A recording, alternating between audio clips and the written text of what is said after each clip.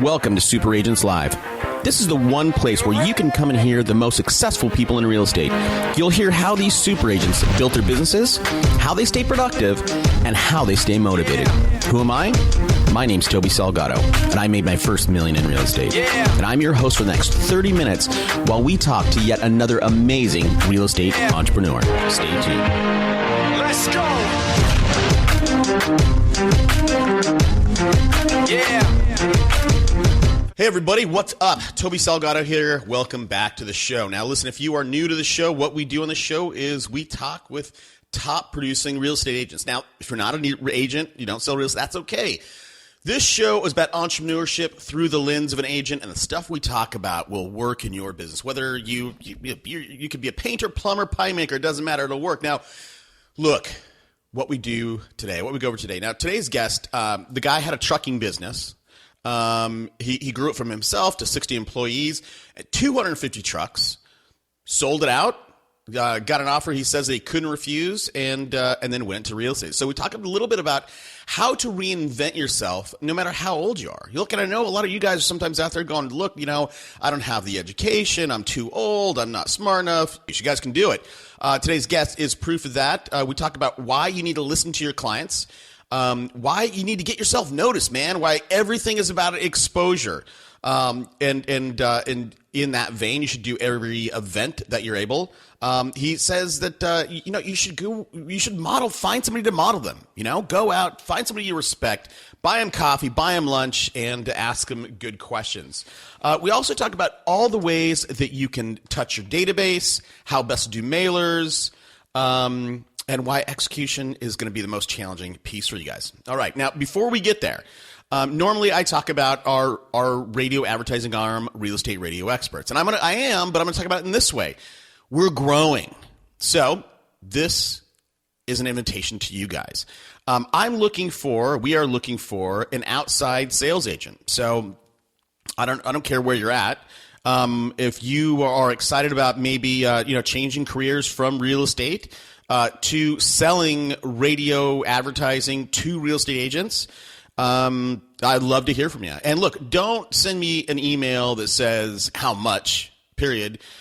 Send me your background, send me your resume, send me a cover letter, tell me why you would be great. Because look, if whoever we pick to work with us, I'm going to coach them on how to get awesome at sales. I'm going to take them under my wing. I'm going to help you out. I'm going to help you grow.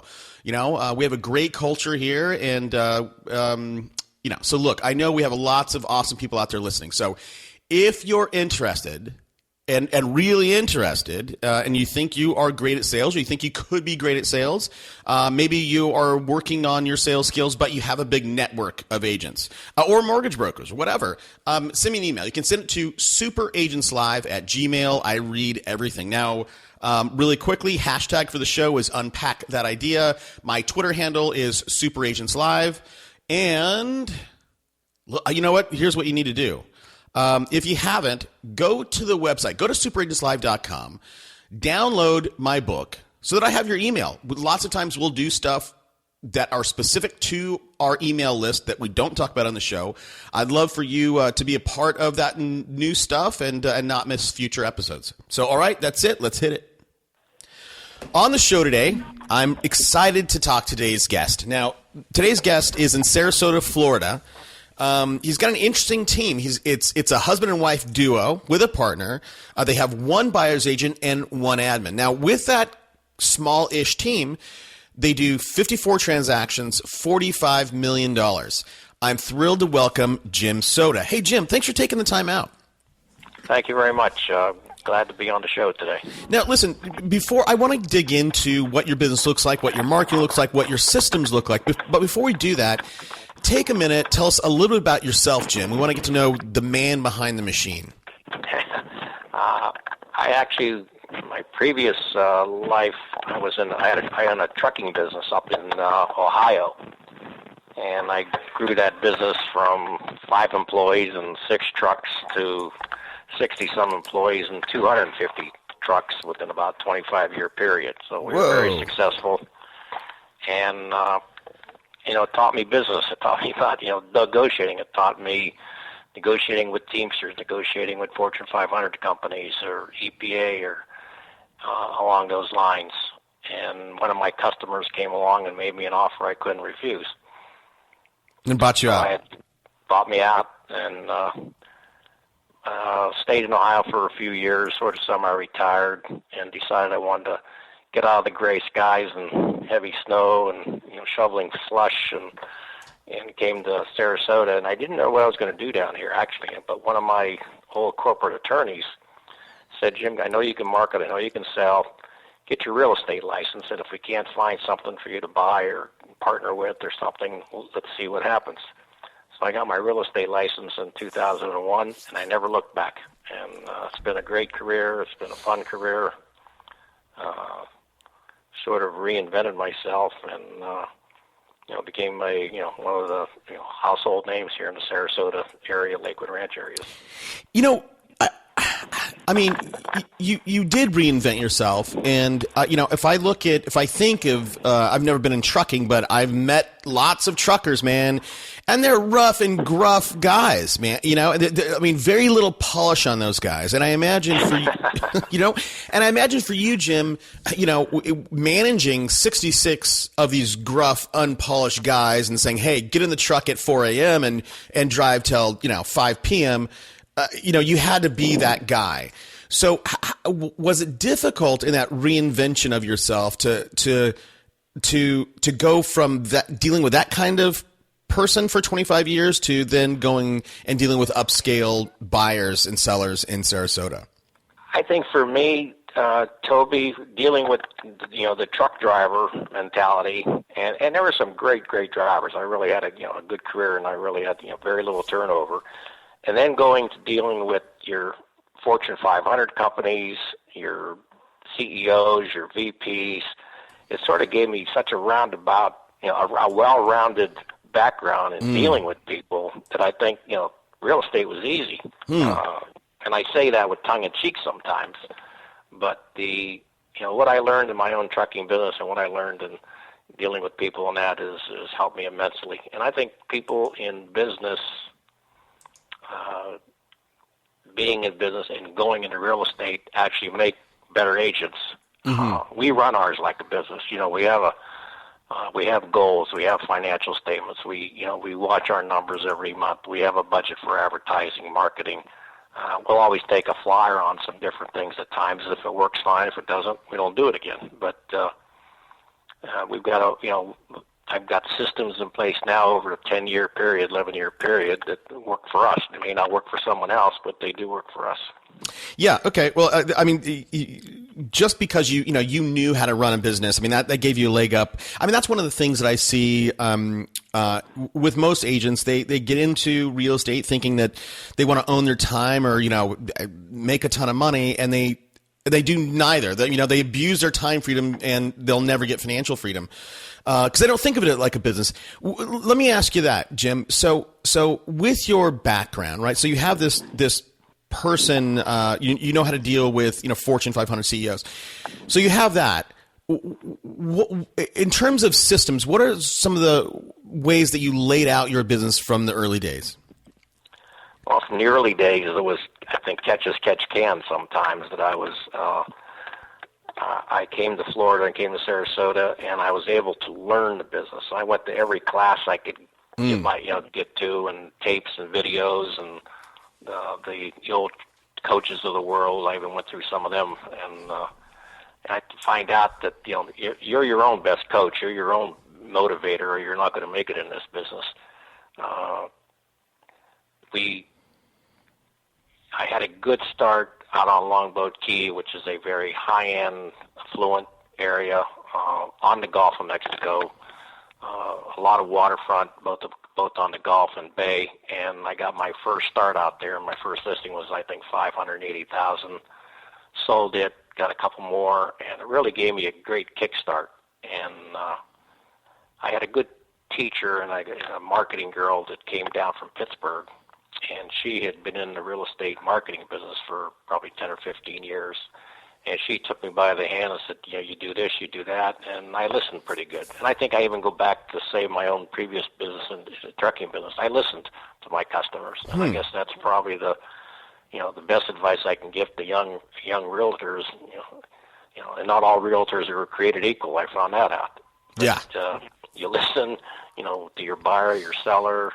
You go out there, you make yourself known as best you can. If you have some money to do some branding, I think that's probably one of the best ways, and I was able to do that. Also, you go to every networking event that you can find, every free dinner that you can that they throw at you in the real estate business, and just keep meeting people. And finally, it builds and builds and builds, and we've got a great backlog now, and we always carry somewhere between 20 to 25 listings. In the heyday in 2005, I think our total we get up to 74 listings. Wow. Now that was a lot of work. Yeah.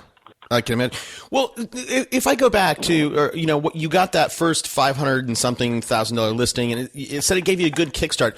What do you mean from a kickstart from a financial state, from a mindset state? How did you mean that it gave you a good kickstart? I think a mindset stage. It wasn't the commission I was going to make on that, Toby. It was a mindset that here I am with my first listing at up almost $600,000. I'm competing in a larger market now. And I had a lot of advice from some good agents out there. And what I would do is take one of the better-known agents, the more successful agents, let me go have coffee with you in the morning. Let me tell you, I'll buy you lunch. And I think at that time, none of them were afraid to talk to me. They were always there to help because they maybe didn't think I was going to be any competition or threat. Right.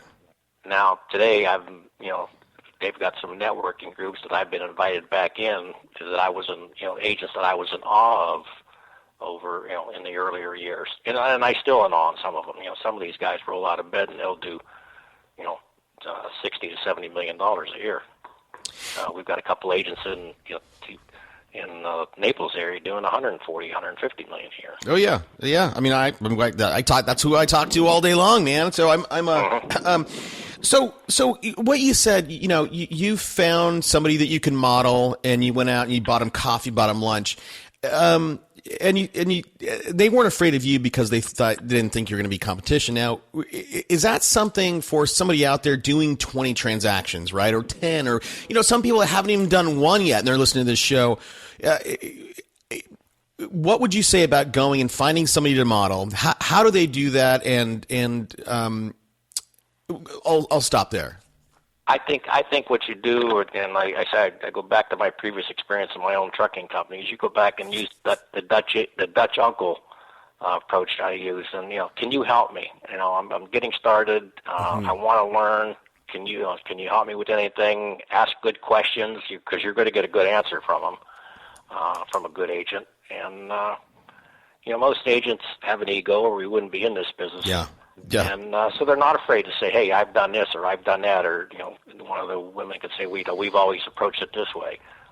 You get a stager, you get the best photographer you can. You get and you get the names and people and places and phone numbers, and you start from there. And I had one of the best photographers in town. I shadowed him for a day or two a week, and just going around looking at homes and seeing what he was shooting, and he would always coach me. Hey, Jim, these guys are doing this for their photos. These people are doing this for their types of photos. Now I'm going back to, before virtual tours. And now we're doing all videos. So there's a lot of people out there I think you can ask for advice and very willing to share the advice. See, I think that's the thing. I mean, that's what I found. I mean, I think if you do ask, people are willing to share. I mean, there's many people who come on this show that are top guys, and they might be in Omaha, Nebraska, and they're saying, listen, if you want to, you can fly in from wherever you are, and you can spend a day with me and my team. And you know what? I mean, I should follow up with some of those guys. Go, look, has anybody taken you up on that? Yeah, I think it's a great mode, to learn, old or new. An older agent or an experienced agent or a younger agent, because you're always going to learn something. That's why I try to go to a lot of the shows and a lot of the conventions and and networking sessions. That you always learn something. If you learn one nugget, When Right. you come back from a trip or come back, it's going to help you somewhere along the line. Yeah, I absolutely agree. Well, as long as you implement. I mean, that's the other thing. Yes, You know, execution is the yeah. I mean, we all know what to do, and it just and people don't execute. It's mind-boggling to me. I mean, they listen to my show and they'll listen and listen and listen. They know all the stuff, and then they just don't do it. And that's difficult. The execution, I'd say, is the most difficult. And I don't care if it's real estate or whatever you're putting your mind to. Yeah. So, well, in terms of execution, now, one of the key numbers is 50 transactions. Because if you can get to 50, with having, a very small team, if you can get to 50, you can do 100. It's just a matter of replicating what you're doing. What are some of the systems that you have in place to handle your $45 million of volume? I think our database and our push-the-button mode to touch our database is probably key. We probably got close to 3,000 people in our database. Every new listing we get, we don't send them just mundane emails or postcards or anything like that, but new listings go to all of our database. New listings go to the top 50 agents in the area. New listings go to our own company throughout our own system. And our Premier Sotheby's International Realty, we've got 22 offices that run from Clearwater, Florida, clear to Marco Island, and we just opened up 3 offices in Charlotte, North Carolina. So we've got a great in-house agent number to really bring to the table. Okay. So you didn't tell me you had multiple offices. How many offices do you have, Jim? Premier Sotheby's has 27 offices in their group, and Premier Sotheby's this year was the top Sotheby's group in the entire global network. Oh, I got you. We're pretty proud of that. Right. Okay. But it's not. So when you say you open it up something in Charlotte, that's Premier Sotheby's. That's not. No, that's Premier Sotheby's. That's the parent. Yeah. Got it. Yeah, you know who's out there. I don't know if you know these. Do you know Lisa Archer and her partner Live Love Charlotte? They're out there. I think I know the names. I don't know if I've met them, but I know the names. Yeah, they were actually like in Swapnil's most influential. They were one of the top. I don't know why. They've both been on the show, but anyhow, way off topic. All right, so you have this push. You send out. What else do you? We do a lot down here now. We mailings do work for us down here. Maybe in other parts of the country that the hard mail, snail mail is not used, but for us and the greater Sarasota area, Lakewood Ranch area, the hard postcards mailing programs work. And we have a couple of systems in place where we have a design team, outside design team that puts the cards together, templates are made, and my wife tells them what we want to do as far as here's a just listing, here's a just sold, here's the homes, here's the photos, and we have an automatic mail house. They receive the cards and they get mailed out. We don't touch anything other than my wife giving them the right photos and some of the wording in that. But even some of the wording in that is already on the templates. Well, what's the overall model for that? And I'll give you kind of a push in the right direction. So, when I talk about mailings and what that mailing should look like, it shouldn't be a generic mailing. You should not send out a Remax card with a just list. It should be a photo that if you have a farm that somebody can look at it and go, oh yeah, like I know that area. That's 2 streets over. What's your thoughts on creating an effective card or mailing? Well, that's exactly what we do, Toby. In our mailings here, we have maybe 5 different subdivisions that we continually hit. There's 2,500 homes in one subdivision. There's about 800 homes in another. And these subdivisions are all, 500 and above. A couple of the subdivisions we constantly mail to are starting in the $1 million homes and on up. So those are the areas that we continuously mail and they're well-designed cards, or specially designed card with not only with the Sotheby's brand, but the Soda Group brand. Mm-hmm. And you have to be consistent. You can't send a card one day and say, well, I didn't get a response. Well, Right. Nobody responds to them Right. in one mailing.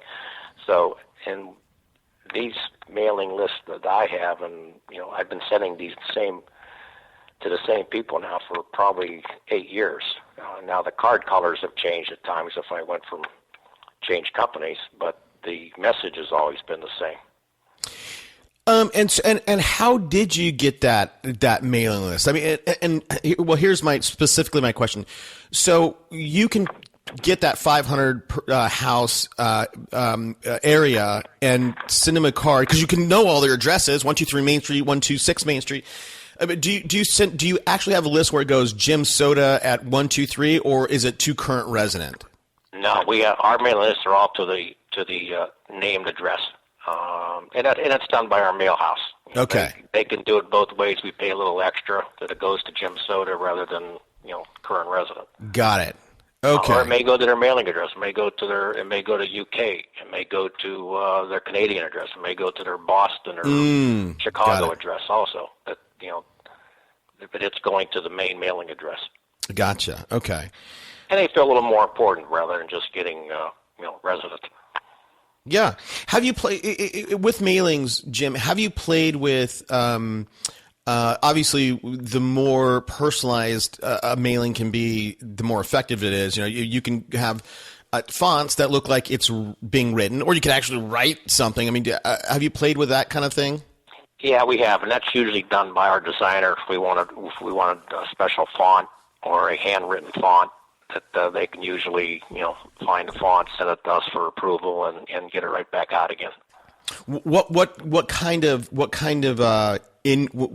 as you get more personalized or seemingly more personalized, how much more effective are those? What we use those on Toby mostly is like a special invitation to an open house. And what we've been doing is, like even special invitations to the neighbors. Now those we try to either handwrite or have the designer create the card and take my signature, my wife Donna's signature, and Stacy's signature, and implement that right into the card.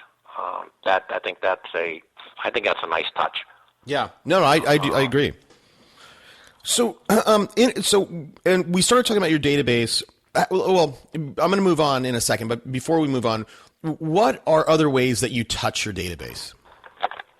Well, the email, in touching our database through emails, my wife will write a blog, or I'll write a blog, or Stacy will write something, and we'll get that out. And we just don't send something out to send it out. We want to be specific. We want to be something that's a learning nature to a client.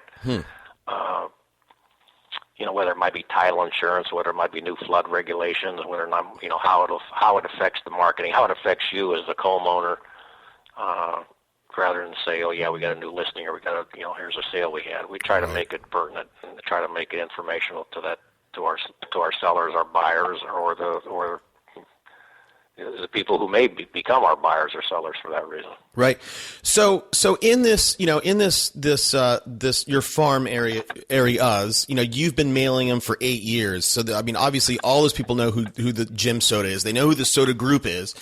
Yes. How do you leverage that? And I'm thinking about open houses. Do you do open houses? And again, I'll stop. We do. I'm getting back to them. We've done them for a long time, and I've had many. I've not sold many houses off an open house, but I've gotten tremendous amount of listings off of doing open houses. And you'll meet people, you meet neighbors, you meet. I've always wanted to meet you. I see all your mail, I see all you, but I've never met you. And when I joined one of the country clubs here, I had a lot of the guys come up to me and say, I feel like I know you, but I never met you. So we did a great job with the branding and getting out there and getting the name out there. And the name Soda is an easy, it's S-O-D-A. It's easy to remember. It's easy to spell. And anytime now when you hear soda, it's a real estate synonymous with it. How funny. Yeah, well, you know what? I'm hearing that same thing. People are leveraging open houses, but they're not even remotely concerned or thinking about finding a buyer. They want to get, meet more people for listings.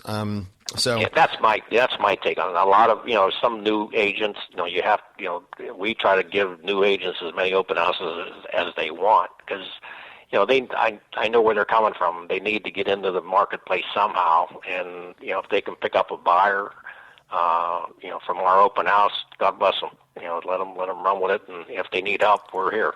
Now my buyer's agents, my one buyer's agent, he'll set open houses 3 and 4 days a week, and he's been able to pick up buyers, and at the oddest times, but it works for him. Yeah.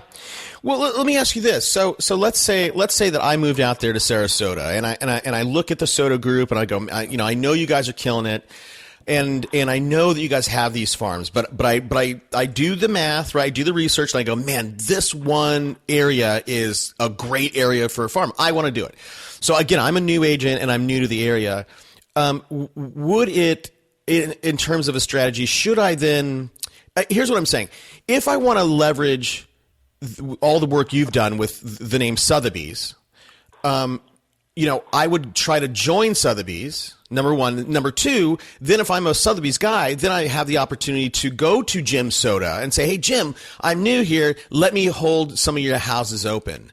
That might be too complicated of a thing that I just. No, it's really that simple, Toby. I think that's about as simple as you can put it in terms. As we like to work with younger agents, or not. Sotheby's doesn't take the newest or the newbie off the street, but if they've got any kind of savvy and they've got any kind of business sense, Sotheby's wants that kind of girl or that kind of guy that they can help mold and help shape, and they can maybe put them with someone like us as a mentor, right? For a while, and they may want to stay with you. Some agents or maybe fear going out there on their own. Yeah.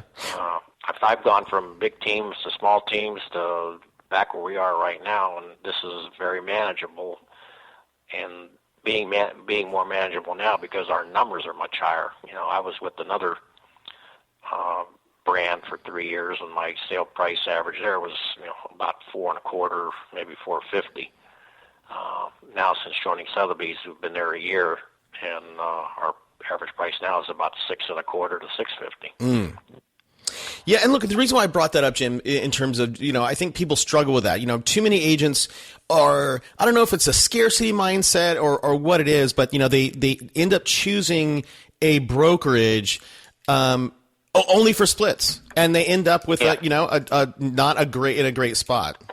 No, they end up with a lot of angst, a lot of anxiety, and some frustration. And there's years gone by, they haven't learned anything, and they haven't got any business either. Right.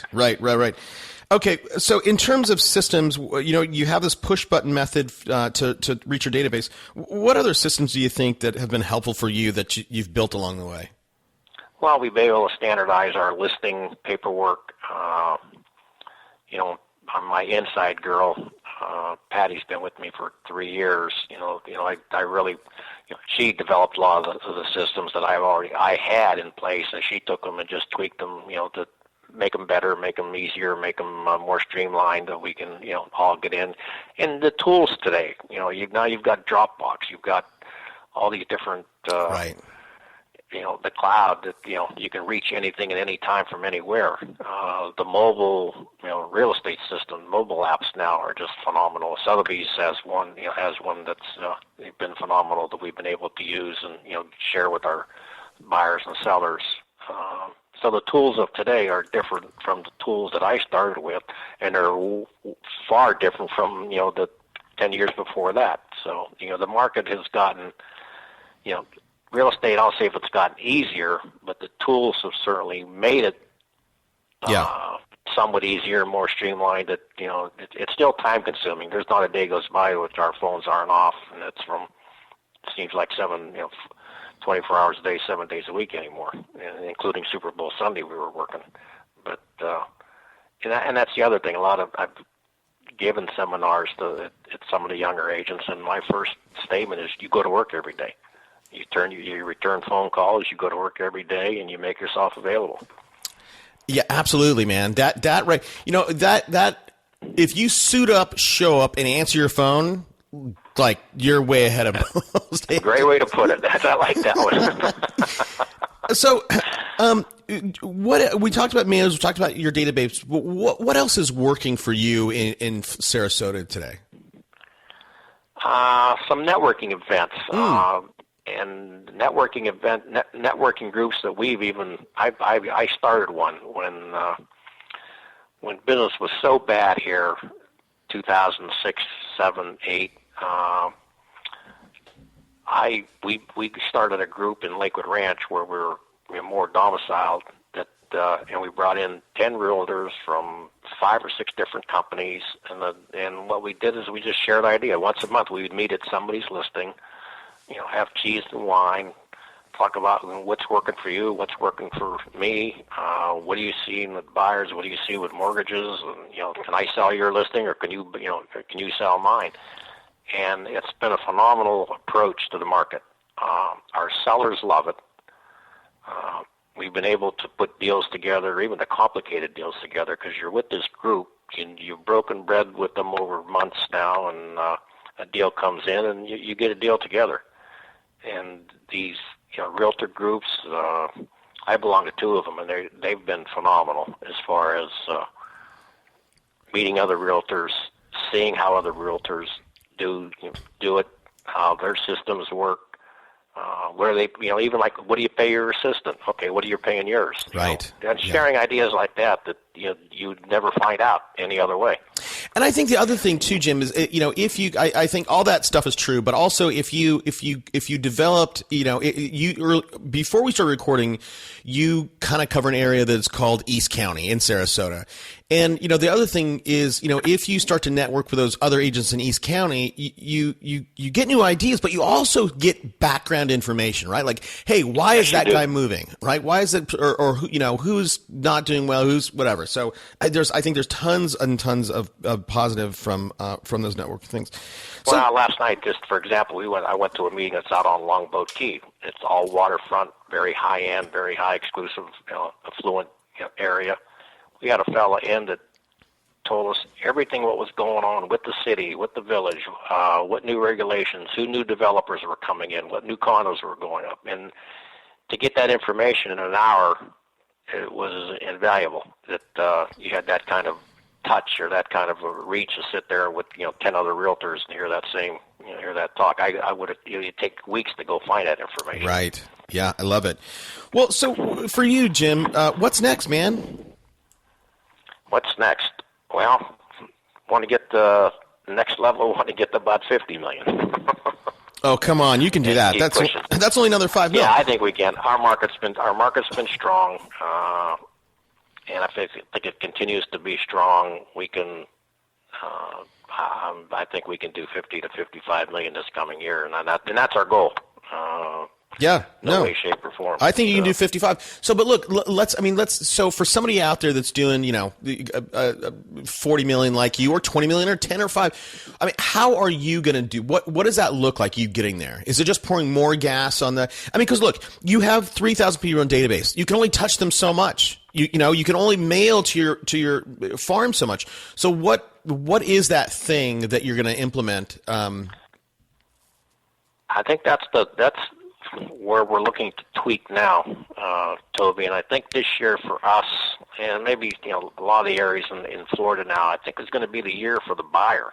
The last several winters were so terrible, and they're getting such bad weather up there now that I think we're going to see more buyers, and inventories is going to be sort of on the low side. Inventory's been low, but we are seeing a little bit come back on the market now because our market's up, the prices are up. Nobody wants to miss the market again. But and that's how do you get in front of that buyer? How do you get in front of the buyer before he gets to Sarasota, before he gets off that airplane in Tampa? And I think that's what we're looking at now. And do we go to national newspapers? Do we go to Chicago, Boston, Cleveland? And that's pretty much our Midwest and Northeast market. Do we go into those marketplaces with, radio? Do you go with newspaper media? And I think that's what we're sort of, trying to get our arms around now, and how to reach out to that buyer before he gets here. Have you? We've got a great website. We get a lot of SEO both from off of Sotheby's and the sodagroup.com. And I can always tell when the weather's bad because it lights up like a Christmas tree. That's funny. Well, have you played with Google pay-per-click or Facebook ads at all? We do. We've done that in the past with Google and pay placement ads, but now we've got such organic mode with our website, so we really haven't gone back to do the pay for ads. Gotcha. Well, and I was just thinking because with Facebook in particular, if you wanted to target Chicago, or some of those other markets, you can target them, and rather than buying print media, you could that might be a cheap and effective way for you. We use LinkedIn, we use Facebook, but some of the things that you're talking about, I think that's probably the next best. Yeah, absolutely. Low cost, no cost way of getting there. Right. I mean, yeah, I think, certainly lower cost. Facebook ads are cheap. Twitter ads. Twitter's got an ad platform that they're moving out that is ultra cheap. Instagram. They're going to have an ad model, which is again, all these models. Google used to be cheap until it started working, and now it's crazy expensive. But but all these new platforms, I would say for you and for anybody listening, you should look at Google, you should look at Twitter, because in their infancy, they're going to make sure that they work, and they're going to be cheap. So. Yeah, we do a lot of tweets. We use Twitter a lot. I've never, what you're saying is new to me. So that they just launched it. Now I'm going to take notes. Yeah. Well, okay. So look, we're going to start wrapping up, Jim. I'm going to ask you the same three questions I ask everybody. Well, I'm going to ask you one crazy one. I'm going to ask you one. I don't ask everybody this. And here's the question: what's something I should have asked you that I didn't?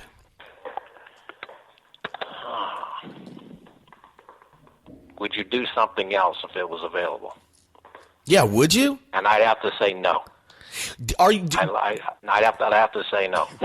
I mean, I really love the business, the people you meet, the deals you put together, and I think all three of us, my wife, myself, and my partner, look at this business as creating relationships and making that dream house come true. Mm-hmm. But creating relationships for life, and it's not about the next transaction. Yeah, that's key, man. That is key. Well, and look, I got to think, if you would have started in real estate instead of building that successful trucking business, 250 trucks, that's a crazy amount of, metal out there. So I wonder where you'd be today if you didn't spend 2 decades of your life building that. Yeah, I wondered that at times too. But that was a great business for me also. I mean, I started when I was 22 years old. Wow. In the trucking business, and bought this little dump truck company that nobody knew about, and built it into a national competitor, and so we ran all through the United States and Canada. That's amazing. Building it was tough. I think probably maybe being naive at that age at 22, nobody could tell you what you couldn't do. Yeah. You had no idea, and you did it. No, and nobody could. I didn't know what I couldn't do. I have some experiences like that of my own, and I had a company with 58 people. And it was so on demand, just like I'm sure your trucking was, that for me and for you, you might have been in Ohio, wherever you were, but you were solving problems in Canada, right? You woke up and you're like, I don't know what's going to go wrong. Something's going to go wrong, and you have to mobilize people through the telephone. And we did. As I say, we had jobs going in the later years in the 80s. I started to get jobs out in Seattle and Tacoma and South Dakota and Alabama. So you had to be a problem solver and come up with the solutions. Yeah, but just again, for everybody listening to this, I just want to remind them, when you started that, Jim, today, if I want a phone number of an auto repair shop in Poughkeepsie, New York, I do a Google search, done. Back then, you're like, holy, you dialed 411, Yeah, you dial 411 and or you tell the driver, hey, when you look around for somebody out there when you're coming back. Right. Look for a name and a number of a tire shop. Oh my gosh, that's so funny. Well, look, okay, so we got to start wrapping up. I got to finish up. Here's the first of my three. For you, Jim, in your path to success, who has been a mentor to you? Boy, I got to go back to my father because he taught me very well. I was an only child. I could have went either way, but I think he really taught me. He taught me to learn about to learn as much as you can about business. Treat people right. Your handshake is a handshake is your honor, and whether you got to eat something or not, you're going to eat it because you're not going to go back to the client. So I think probably my father was the best mentor, and of course he's passed away by now. But I just had some good people in the real estate business. I go back to the marketing girl from the Pittsburgh area who was in the business for years, and she just knew. I think following her footsteps or guidelines, she put me in touch with my first. I had ad designer, graphics designer, and I think these are the people you got to meet. These are the people you got to find as a new agent coming up to the business, and being able to trust them. Yeah, absolutely. And I everybody in the audience, I 100%, I think that, you should take Jim's advice on that and put together a list of, of both people in the industry selling real estate that you would love to model and meet and get to know. And then also, other entrepreneurs out there in the marketplace, get 10 and 10 and literally, put them on a calendar, say target Jim Soda for the month of February, right? Target, Harvey McKay for the month of March. So that's great advice, Jim. I'm going to ask you for a book recommendation. So I don't know if you read or not, but here's the setup. I'm an aspiring agent. I have $25. What book should I go buy today? Jeez. What book would I go buy today? I'm an O'Reilly fan, so I'd probably have to go buy one of the Killing Lincoln. Oh, yeah. One of those books. But I think from the real estate side, I'm not sure there's one book out there. The Millionaire, I would have to say, The Millionaire Agent. Yeah. Man, that one comes up too much on the show. But listen, everybody. Yeah, and I'm sure it does. Everybody's read it. Whether you believe everything in it or not, but everybody at least reads it. See, I'll tell you, I thought you were going to say something like, How to Win Friends and Influence People, kind of. Well, I've read that in high school. So. Yeah, that's a great one. Rich Dad, Poor Dad, that's a good one. Well, look, everybody. Yeah, I've read that one too. I've read Rich Dad, Poor Dad.